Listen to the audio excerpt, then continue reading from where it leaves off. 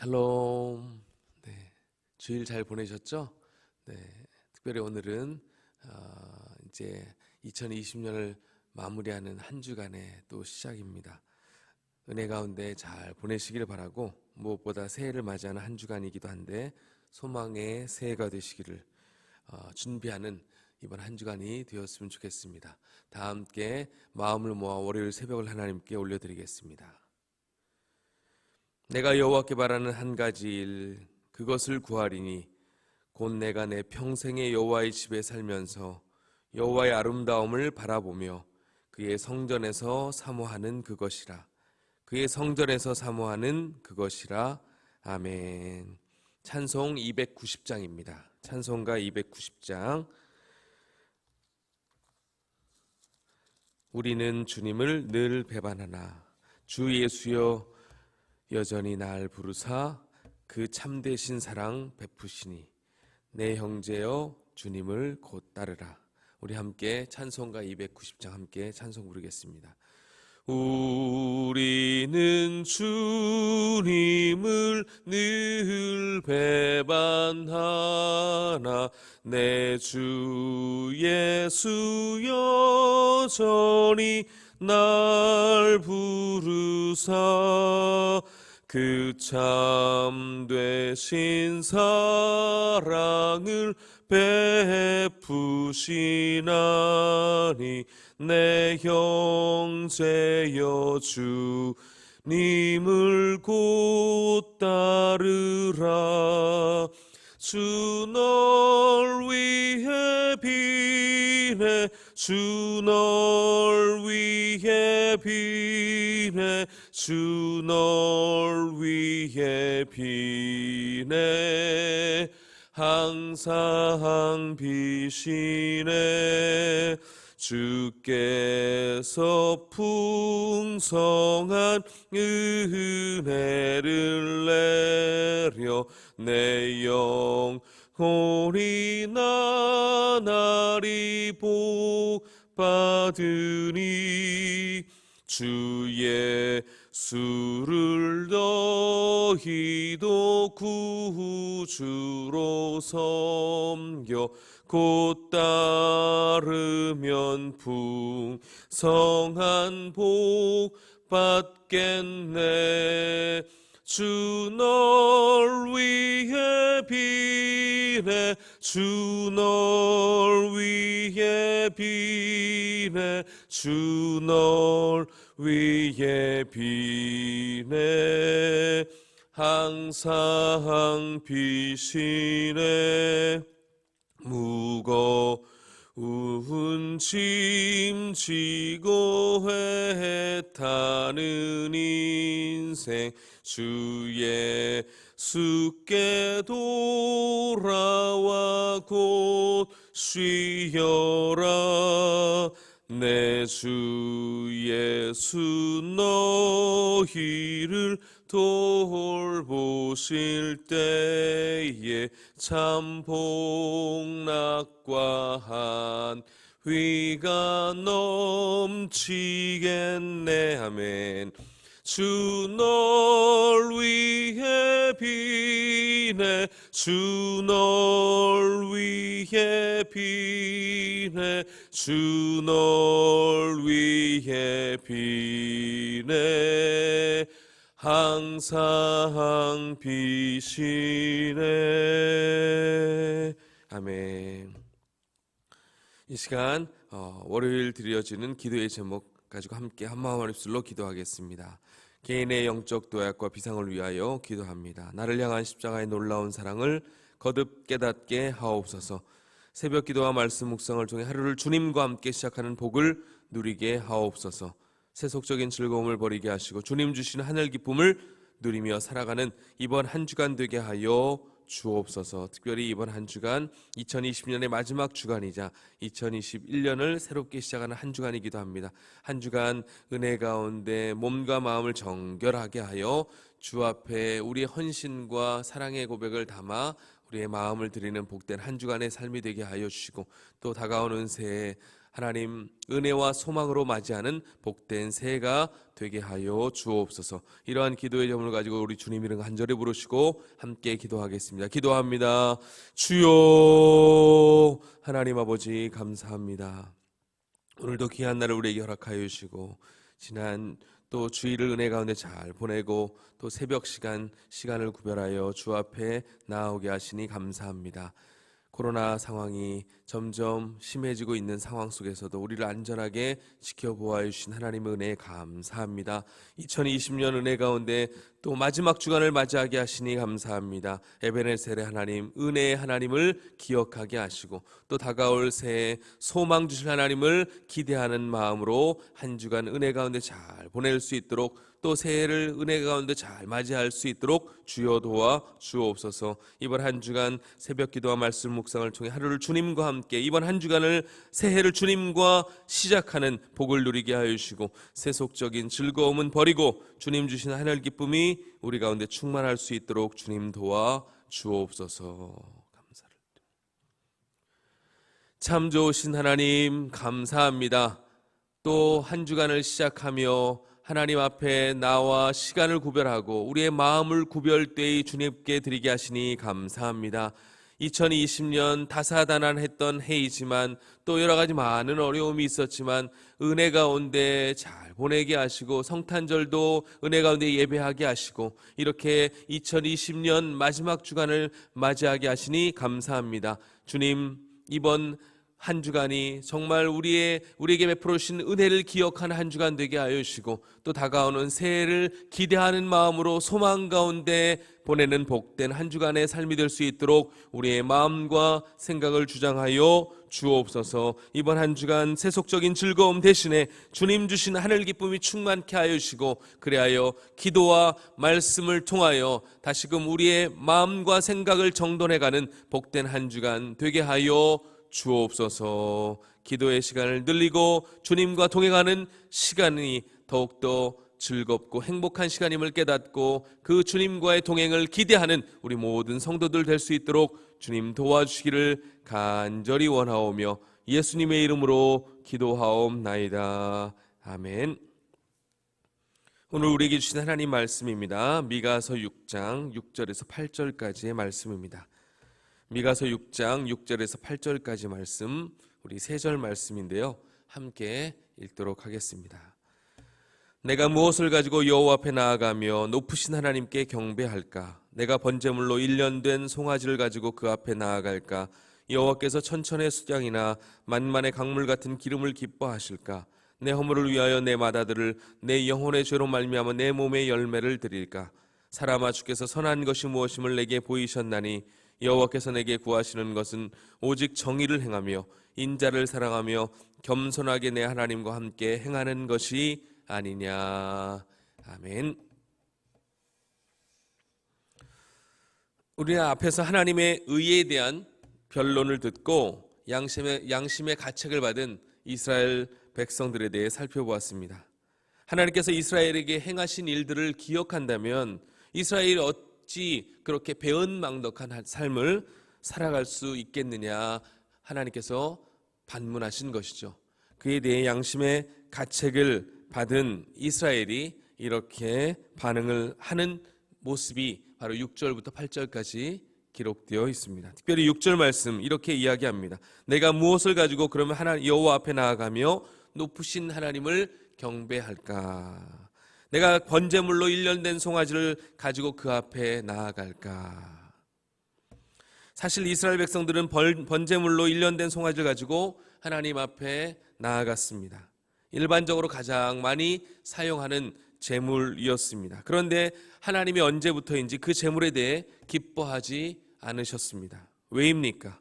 처음에는 간절한 마음으로 자신의 죄를 용서를 구하며 하나님 앞에 그렇게 정결한 마음으로 나아갔던 그들. 그런데 언제부터인지 시간이 흐르면서 하나의 종교의식으로 변질되었기 때문에 하나님께서 그 예물을 기뻐하지 않으셨다는 것입니다. 그러자 또 이렇게 스스로에게 묻습니다. 그럼 무엇으로 기쁘시게 할까? 그들이 생각한 것이 7절입니다. 천천의 수량이나 만만의 강물 같은 기름을 기뻐하실까? 그들은 천천의 수장이나 만만의 강물 같은 기름을 드리면 하나님이 기뻐하실 줄 알았습니다. 그러나 하나님은 그 많은 재물에도 관심을 두지 않으시고 기뻐하지 않으셨어요. 왜냐하면 예물을 드리는 그 이스라엘 백성들, 그 많은 예물 가운데 자신들의 공로 사상이 포함되었기 때문입니다. 이 정도 내가 했으면 됐지, 이 정도 내가 드렸으면 됐지, 이 정도 했으면 하나님이 기뻐 받으실 거야. 순전히 자신의 생각대로 예물을 준비하여 드렸다는 것입니다. 중요한 것은 예물을 드리는 내가 아닌 받으시는 하나님이 기뻐하시는 예물이 되어야 하는데, 그들은 그 기준이 자신들의 만족이 되었다는 것입니다. 거기에서부터 하나님은 그것이 아니라고 말씀하시는 것이죠. 그래서는 하나님께서 기뻐 받으실 만한 제사가 될 수 없다는 것입니다. 그러자 또 생각해내는 것이 무엇입니까? 자신들의 허물을 위하여 자신들의 마다들을, 그리고 영혼의 죄로 말미암아 자신들의 몸을 열매로 드리겠다, 이렇게 이야기합니다. 사실 이 정도까지 하면 되지 않았을까 생각했던 것 같아요. 이게 자신들이 드릴 수 있는 최고의 마지노선이었던 것 같습니다. 그런데 이처럼 소중한 열매를 바치겠다는데도 하나님께서는 기뻐하지 않으셨다는 거예요. 사실은 이것을 제안한 그들은 하나님을 몰라도 한참 몰라 하는 얘기입니다. 이런 것과 같아요. 여러분, 좋은 선물이 무엇입니까? 선물을 줄 때는 자기가 좋아하는 것을 주는 게 아니고 그 사람이 좋아할 만한 것, 그 사람이 필요하고 원하는 것을 주는 것이 좋은 선물일 것입니다. 자기가 좋다고 생각하는데 상대방이 쓸모없다라고 생각한다면 그것은 좋은 선물이 아니겠죠. 무엇보다 선물은 그 자체도 중요하지만 그 마음이 느껴져야 진짜 선물로서의 가치가 있는 것입니다. 근데 지금 이스라엘 백성들이 생각해내는 게 무엇입니까? 마다들을 드리겠다? 사실은 이것은 하나님이 가증히 여기시는 이방 제사의 풍습이었습니다. 하나님이 기뻐하시는 것이 아니라 가증히 여기시는 것을 지금 생각했다는 것 자체가 이들이 지금 하나님을 몰라도 너무 몰랐다는 거예요. 사실 이스라엘 백성들이 하나님을 모르지는 않았죠.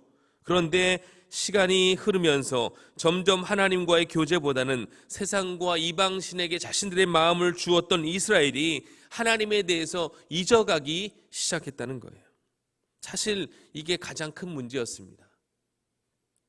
여러분, 교제가 지속되는 그 관계 속에서는 할 말이 참 많아요. 그리고 상대가 무엇을 원하는지 잘 알고 있기에 서로가 서로에게 조심하면서도 깊은 교제의 관계로 나아갈 수 있어요. 그런데 교제가 끊어지고 단절되면 어떻습니까?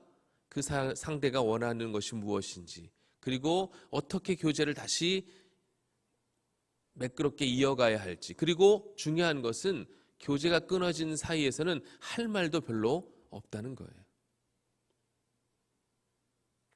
그럼 회개하고 하나님께 돌아와야 하는데 자꾸만 마음은 쓰이는데 세상과도 버타고 싶고 하나님과의 관계의 끈도 이어가고 싶으니까 자꾸만 물건으로 소위 떼우려는 시도가 그들에게 있었다는 것입니다. 바로 이것을 우리 하나님이 알고 계셨다는 거예요. 그러자 하나님께서 미가 선지자를 통해 자신의 속마음을 꺼내 보이십니다. 8절 말씀입니다. 사람아, 주께서 선한 것이 무엇임을 내게 보이셨나니. 이미 보이셨다는 거예요. 하나님이 원하시는 것은 무엇인지 이미 이스라엘의 과거 역사를 통해 말씀해 주셨다는 거예요.